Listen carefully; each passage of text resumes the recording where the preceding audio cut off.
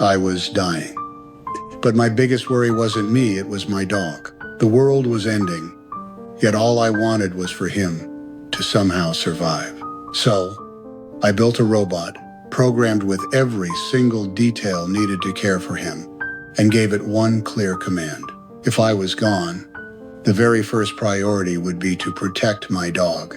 Now, only one thing remained giving the robot eyes. I looked toward my dog.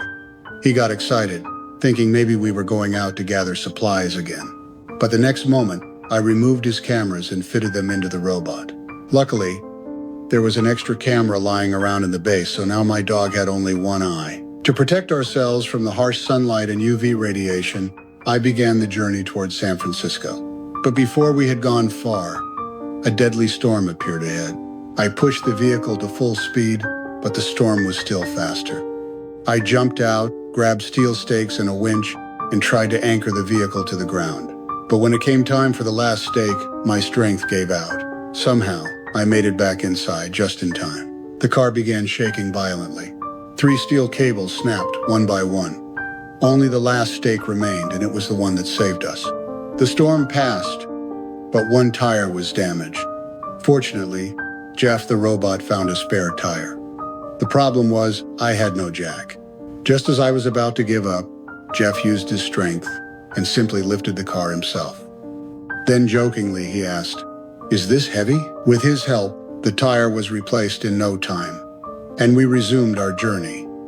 But my health was worsening, so we decided to stop for a while. When I stepped out, Jeff sat in the driver's seat, pretending to drive like me. Then, something unexpected happened. I heard a sound outside and rushed over, only to be shocked. The robot had lied. It seemed Jeff was now capable of independent thought. I realized something was wrong but tried to remain calm. I asked him to bring me my protective suit, but he refused and started the vehicle again. I was furious.